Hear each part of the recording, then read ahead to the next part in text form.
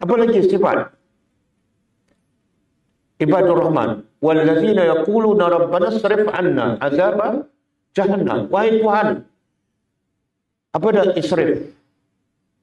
Hindarkan, jauhkan daripada kami azab jahannam. Kenapa?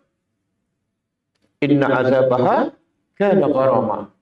Sesungguhnya azab neraka jahannam gharama. Apa benda gharama? Gharama ni mana? Mulazim. Azab neraka jahannam bila dimasukkan orang ke dalamnya, azab tu akan melekat 24 jam. Tak akan berpisah. Itu mana gharama. Mana sifat kedua? Sifat ketiga ibadur rahman. Apa dia? Apa dia? Kena sentiasa takut pada azab Allah sampai selalu baca doa ni. Jangan baca Rabbana hablana saja. Baca doa ni. Rabbana srif 'anna azab jahannam. Kami takut azab neraka. Kami takut pada anak kami. Sebab tu kami mentaati Engkau. Okey?